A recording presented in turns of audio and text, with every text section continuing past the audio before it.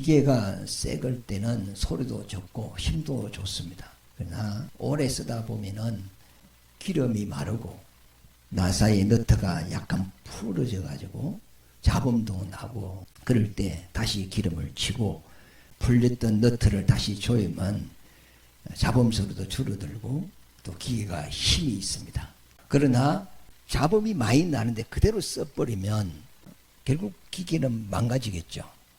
이와 마찬가지로 우리의 신앙도 처음에는 뜨겁고 주님을 사랑하지만 신앙생활을 오래 하다 보면 그 열정이 식어집니다. 불평도 있고 원망도 있고 여러 가지 잡음이 이렇게 납니다. 그때 내가 내 자신을 돌아보고 회개하고 다시 영적으로 회복을 하면 다시 믿음의 힘을 얻을 수가 있습니다. 우리가 예수를 믿고 성령에 충만한 것이 한번 충만했다고 끝까지 충만한 건 아니잖아요. 처음에는 주의 은혜로 주님을 사랑하고 열심히 있었으나 우리 신앙생활을 하다 보면 마귀가 중간에 끼어들어와서 이간을 하거든요. 나도 모르게. 도덕은 알게 들어옵니까? 모르게 들어옵니까?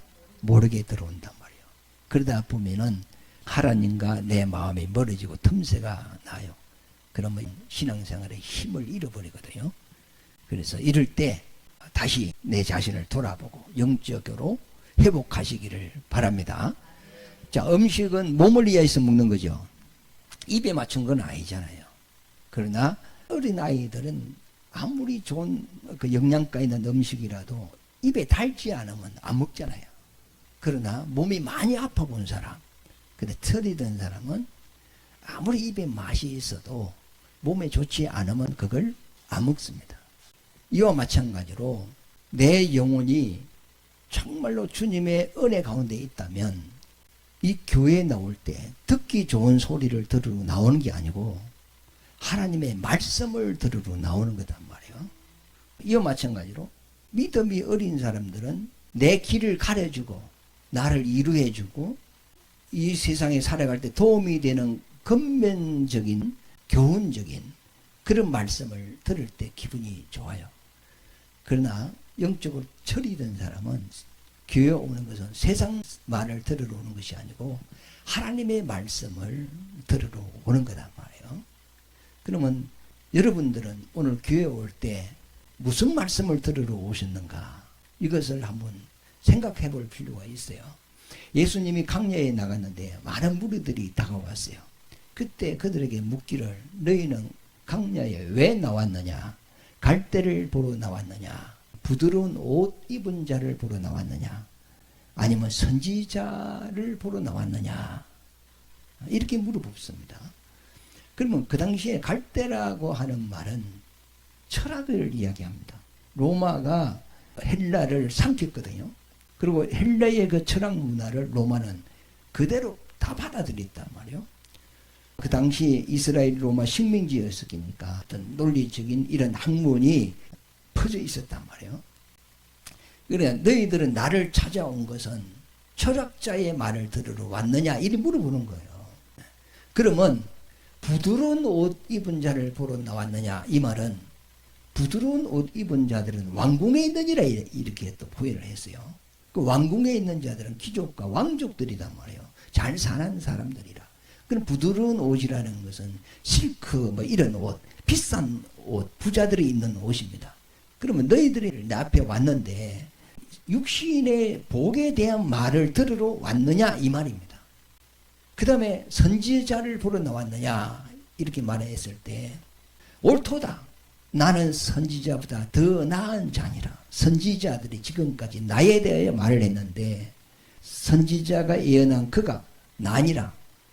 그러면서 천국 복음을 전했단 말이에요. 우리도 지금 이 교회에 나올 때는 철학의 말을 들으러 나온 것 아니고 교훈적인 말을 들으러 나온 것이 아니잖아요. 아 예수 믿으면 막 엄청 복을 받는다더라. 육신적인 복을 받기 위하여 나온 것도 아니잖아요. 물론 그 복을 또 주시지만은 그러면 무슨 말씀을 들으러 나왔느냐? 선지자보다 더 나은 말씀, 곧 하나님의 말씀을 우리는 들으러 나온 것이다 말이죠. 그러면 마태복음 4장 4절에 보면 사람이 떡으로만 살 것이 아니고 하나님의 입에서 나오는 모든 말씀으로 산다고 했어요. 떡은 내 육신의 양식이잖아요. 그러면 하나님의 말씀은 내 영혼의 양식입니다. 오늘 아침 드셨죠? 아침 안 드시면 배가 고프고, 배가 고프면 힘이 없잖아요.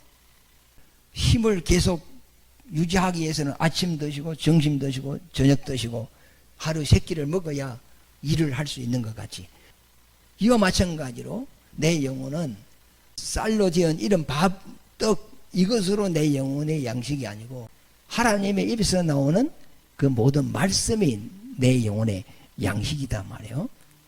이렇게 생각을 해봐요. 내 육신이 병이 들었다고 해봐. 병이 들으면 첫째 입맛이 떨어지죠. 그 다음에 두 번째는 몸이 아프니까 귀찮죠. 그렇게 밖으로 나다니는 사람도 집 밖을 잘 나가 안 나가? 안 나가죠. 사람 찾아오는 게 좋아 안 좋아?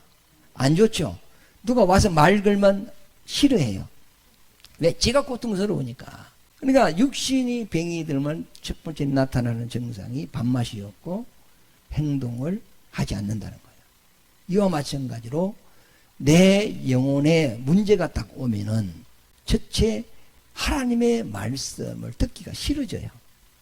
처음에는 주의 말씀이 은혜스럽고 또 그 사모하고 오늘 주일날 가면 어떤 말씀을 들을 수 있을까, 이런 기대감을 가지고 나오는데 신앙생활을 오래 하다 보고 영적으로 어떤 틈이 딱 생기면 그 소리가 그 소리고 그 말이 그 말이고, 그러니까 설교가 빨리 끝나시면 좋겠고 설교가 좀 길어지면 지겨운 거야. 그러니까 내 영이 하나님의 말씀을 받아들이지를 못하는 거예요. 그 다음에 두 번째 증세가 뭐냐면 교회 오기를 싫어하는 거예요. 뭘 특별한 일이 있으면 못 오지. 그러나 특별한 일도 없어. 중요한 일도 없어. 오늘 집에 있어. 집에 있으면서 침대에 누워가지고 휴대폰 가지고 보면서 오늘 주일이니구나. 10시 45분 되면 이제 준비 찬송하겠구나. 11시 되면 예배 시작이네. 10시 한 10분 15분 되면 설교하겠네. 집에 앉아서 예배 순서까지 다 알고 있어. 오늘 교회 가야 된다는 걸 마음은 있는데 몸이 못 일어나는 거예요. 그전에는 내가 믿음이 있어서 몸을 일으켜서 교회를 왔는데 이제는 하나님과 틈새가 벌어져 가지고 믿음이 약해져 버리니까 주일날 몸을 일으켜서 이 몸을 끌고 교회에 오기가 힘든 거예요. 그런데 마음은 있는 거야. 내가 하나님께 가야 되는데 이런 마음은 있는 거예요. 그러니까 우리가 하나님의 입에서 나오는 그 말씀이 내 영혼의 양식인데 그 양식을 배부르게 먹고 그 말씀을 믿고 힘을 얻었을 때는 이 육신을 이끌고 주님을 위하여 열심을 가지고 사랑하고 봉사하고 예배 드리고 성경도 보고 기도도 하고 했는데 내 영혼이 이제 약해져 버리니까 마음은 있는데 몸을 끌고 못 나오는 거예요. 이럴 때 우리는 더 침체되면 안 되고 더 믿음이 더 떨어지면 안 되니까 회개하고 빨리 돌이켜서 영적으로 회복하시기를 바랍니다. 우리가 약간 떨어졌을 때 저 사람이 넘어지려고 그래. 그럼 서로 손을 잡고 땡겨줄 수는 있잖아요. 그러나 멀리 떨어져 버리면 붙들어 줄 수도 없어요. 그래서 내 생각과 내 마음에서 하나님이 멀어지지 않도록 늘 하나님과 가까이 할 수 있는 그런 믿음 생활을 해야 돼요. 베드로 전후서에 보면은 어떤 말을 가장 많이 썼느냐 하면 근신하라, 깨어라, 이런 말을 써요. 그 다음에 하나님을 가까이 하라, 마귀를 대적하라 그랬어요. 마귀의 하는 일은 분리자입니다. 이간자, 하나님과 나 사이를 분리시키는 역사는 마귀 역사입니다. 그래서 내 마음이 하나님과 상당히 멀어지고 있다는 것은 하나님과 내 사이에 지금 마귀가 끼어들어왔다는 겁니다. 그러므로 항상 하나님을 가까이 하시기 바랍니다. 이 베드로 전후서는 베드로가 나이가 많아요. 이제는 곧 하나님께로 가야 될 것을 본인이 이제 직감적으로 알게 되죠. 그래서 성도를 떠나가기 전에 마지막 유언과 같은 내용을 기록한 것이 베드로 전후서입니다. 그러므로 베드로가 근신하라 깨어라 하는 말이 1장에 나오고 4장에 나오고 5장에 3번이 이렇게 나옵니다. 왜 이 말을 썼느냐 하면 베드로가 목회를 할 때 성도들이 처음에는 은혜를 받고 열심히 했어요. 그런데 신앙생활을 하다 보니까 성도들이 시험도 들고 하나님을 떠나가는 사람도 있고 불평하는 사람도 있고 원망하는 사람도 있고 신앙생활을 봤을 때 이런 가정들이 있는 거예요. 그래서 이 믿음 생활은 처음 열심히 했다고 끝까지 열심히 되는 것이 아니고 반드시 중간에 신앙의 회의감이 온다는 거예요. 그럼 누구 역사였죠? 마귀 역사가 있었던 거죠. 뜨겁지도 않고 차지도 않고 성령으로 시작했다가 육체로 맞춰버린 사람도 있고 처음에는 열심히 신앙생활 하다가 집사까지 되었어요. 그런데 어느 날 믿음을 포기하고 세상으로 가버리는 사람도 있고 믿음에서 파손되고 무너지고 떠나는 사람도 있었단 말이에요. 그러니까 베드로가 그 목회를 하면서 많은 사람들이 믿음 생활을 하다가 떨어져 나가는 걸 보고 야 우리가 예수 믿고 구원은 받았어도 천국 갈 때까지 그 믿음을 지키고 살아야 될 거 아닙니까? 그러니까 이 중간에 믿음이 잘못되는 경우가 상당히 많다는 것을 베드로는 알게 되죠. 그러므로 베드로가 하는 말이 근신하고 깨어 있거라 그랬습니다. 근신하고 깨어라. 영적으로 잠자지 말고 늘 깨어 있거라. 이것을 3번을 베드로가 강조를 하는 것은 많은 성도들이 중간에 잘못되기 때문에 그렇단 말이에요. 우리가 지금 예수를 믿고 그 믿은 목적지가 천국이죠. 그 사도 바울은 나는 부활의 폿대를 향하여 달려간다 그랬어요. 그러면 우리가 부활을 해야 영생으로 들어가는 이 몸으로는 천국에 못 가요. 이건 흙으로 된 거예요. 물질이에요. 그러므로 물질의 몸을 벗고 영적인 몸을 입고 그게 이제 부활이죠. 입고 영생의 나라로 이제 가야 되는데 그러면 우리가 지금 예수 믿었다고 해가지고 지금 천국 간 건 아니잖아요. 부활한 건 아니죠. 그럼 주님이 오실 때 우리가 부활을 할 것인데 그러면 내가 이 땅에 살아있을 동안에 끝까지 믿음을 지켜야 되는 거잖아요. 지금 우리가 예수 믿고 제사함과 구원을 받았죠. 그럼 이거는 시작이죠.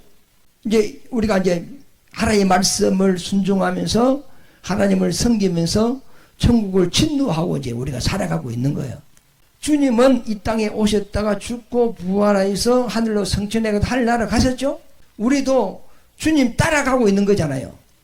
그래서 나를 따라오려거든 너 자신을 부인하고 너 자신을 쳐서 복종시키고 나를 따라오라. 지금 우리가 예수를 믿었지만은 내 속에는 잘못된 생각이 굉장히 많단 말이에요.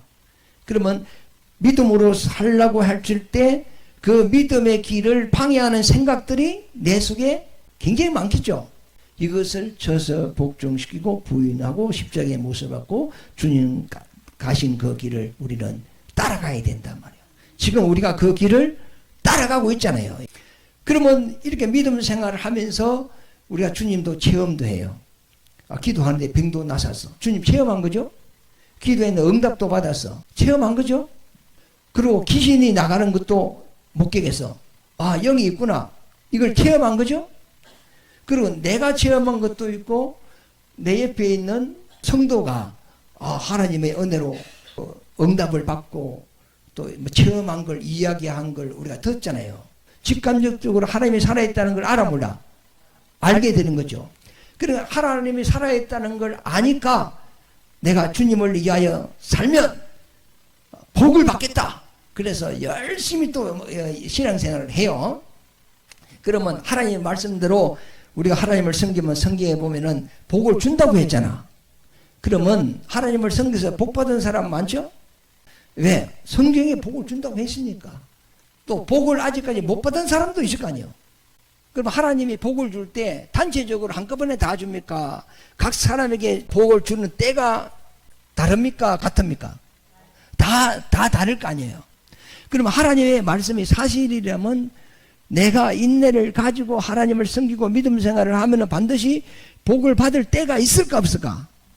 있죠.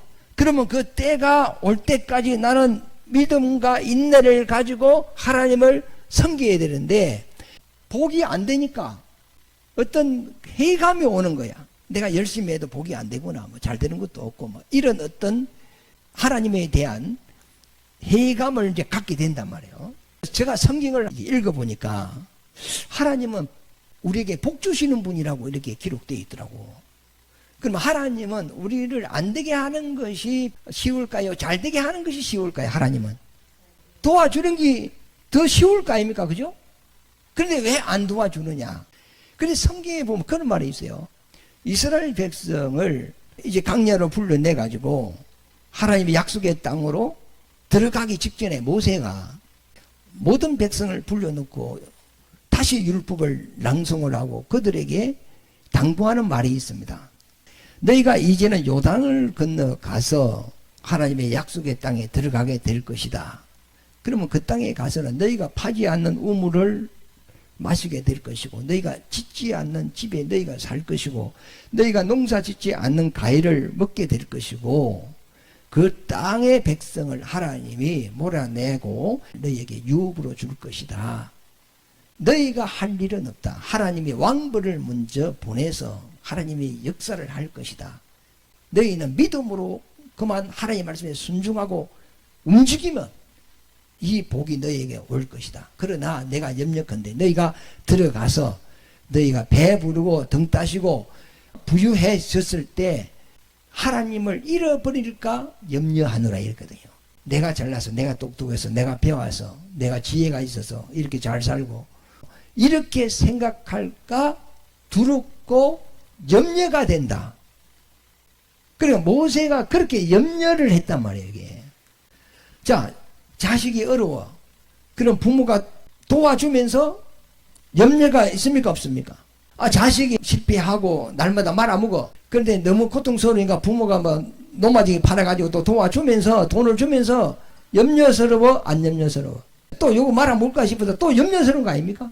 그러니까 하나님이 우리에게 복을 팍 주고 싶은데 복을 주면서도 염려스러운 게 있는 거예요.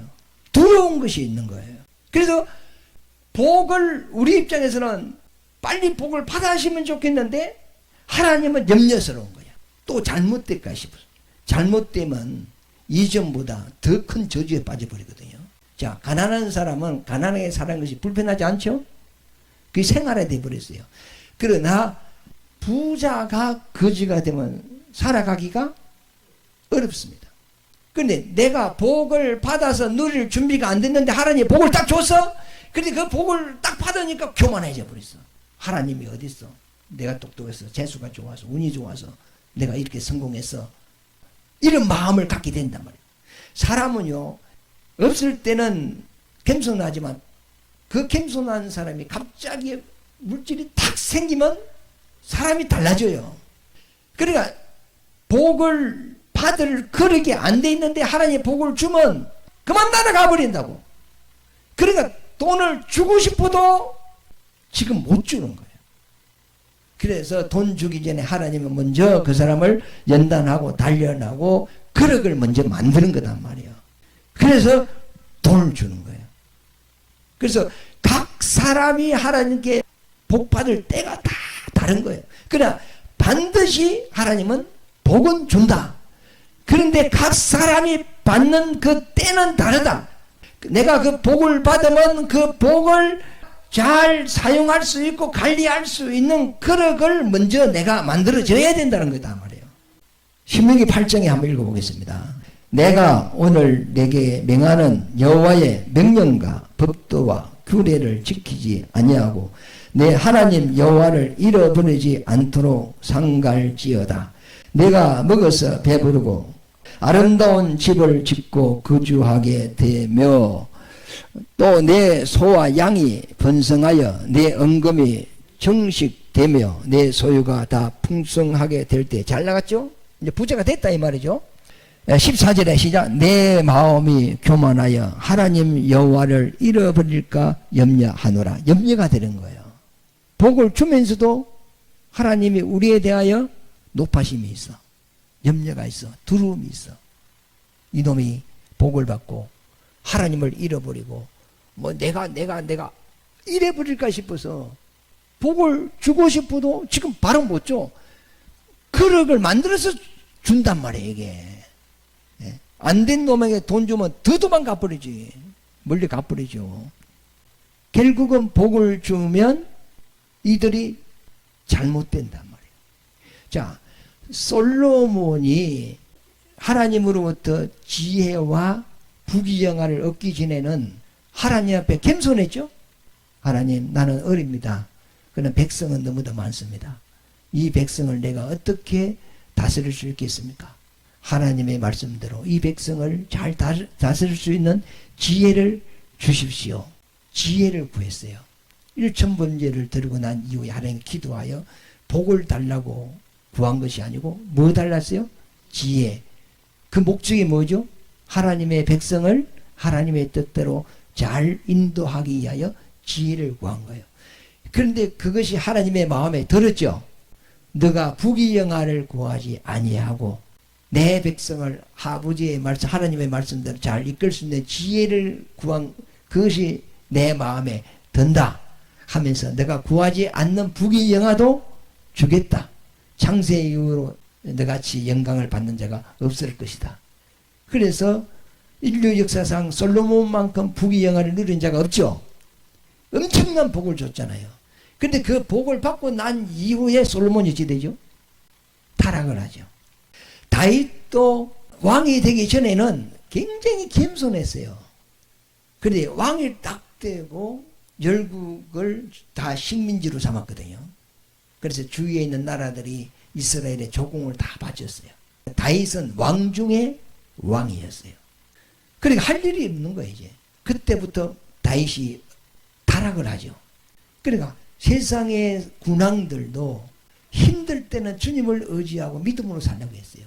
그러나 하나님이 딱 복을 주니까 그때부터 잘못되기 시작한단 말이에요. 다윗도 잘못되고 솔로몬도 잘못됐는데요. 우리에게도 갑자기 막 돈벼락이 떨어지면 우리는 어떻습니까? 우리는 계속 겸손할 수 있겠어요? 우리도 마찬가지예요. 그러니까 하나님이 우리에게 복 주기 전에 너 그러게 안 돼 있는데 복을 줘버리면 너 잘못되면 믿음까지 팔아먹고 너 영혼 지옥까지 간다는 거예요. 그래서 하나님이 조절을 하는 거예요. 어떤 사람은 너무 안 주면 안 되니까 줬다가 또 너무 주면 멀리 가니까 또 뺏었다가 줬다가 뺏었다가 이 조절을 한단 말이에요. 우리나라가 기독교가 들어오기 전에 유교와 불교가 들어왔죠. 그러면 유교와 불교가 들어왔을 때 우리나라가 잘 살았어 못 살았어요? 못 살았어요. 그 어르신들 보면 보릿고개 정말로 배고픈 시대였잖아요. 그때는 뭐 똥꼬맹이 찢어질 정도로 가난하다 그래서 비참한 말이죠. 노래 중에도 그러잖아요. 밥 먹고 뛰지 마라. 배 꺼질라. 배 꺼질 하다고 밥 먹고 가만히 있으라는 거예요. 왜? 자꾸 움직이버리면 배가 꺼져버리니까. 그러나 지금 기독교가 들어온 지가 140, 50년 됐잖아요. 이 나라가 기독교가 딱 들어오고 난 이후에 복받기를 시작한 거예요. 우리나라는 세계 지도에 보면 조그만해요. 그런데 세계에서 10위권에 든데 잘 사는 나라. 외국에 나가면 우리나라가 얼마나 잘 사는 줄 알 수가 있어요. 우리나라가 이렇게 잘 살고 복받은 나라가 되었습니다. 그리고 유럽 기독교 국가는 거의 다 선진국이었잖아요. 유럽 같은 데는 다 기독교 국가거든요. 그래 복음이 들어가고 난 이후에 그 복음이 서쪽으로 해가 우리나라까지 온 거 아닙니까? 그러니까 딱 복음이 들어간 나라는 다 잘 살았어요. 그러나 미신을 섬기고 우상을 섬기는 나라들은 다 못 살아요. 그 세계의 어떤 역사를 봐도 복음이 들어간 데는 경제적인 부흥이 다 일어났어요. 저 북한 보세요. 옛날에 우리나라보다 더 잘 살았죠? 그 기독교가 그쪽에 북한이 더 왕성했어요. 그런데 전쟁이 나므로 기독인들이 어디로 내려왔어요? 남원으로 내려왔죠. 그런데 38선을 딱 이 선으로 해가지고 위에는 그렇게 못 살고 밑으로는 그렇게 잘 살아요. 밤에 인공위성으로 사진 찍어놓은 거 보면 남한 쪽에는 막 불이 환하고 북한 쪽에는 평양 쪽에만 조금 있습니다. 하나님께서 천지를 불려서 정글을 삼는다 그랬거든요. 하나님의 말씀에 순종하면 너희가 들어와도 나가도 복을 받을 것이다. 그러나 내 말을 버리고 나를 버리고 우상을 섬기면 저주를 받을 것이라. 이것은 천지를 불려서 정글을 삼을 것이다 그랬어요. 세계 역사를 보면은 그걸 알 수가 있어요. 그러니까 지금 내가 하나님을 섬겨도 어떤 큰 복이 안 된다 할지라도 내가 받을 그릇이 안 돼서 안 주는 거예요. 그렇게 안 됐는데 주면 내가 더 잘못될 수 있어. 그래서 하나님이 높아심으로 지금 못 주고 있는 거예요. 그러나 내가 낮은 자세로 겸손한 자세로 하나님의 말씀대로 순종하고 하나님을 가까이 하고 믿음으로 살면 하나님이 봤을 때 때가 되면 그때 복이 올 것이라고 믿으시기를 바랍니다. 하나님은 복 주신다면 주시는 분입니까? 거짓말하는 분입니까? 반드시 복 주시는 분이단 말이에요.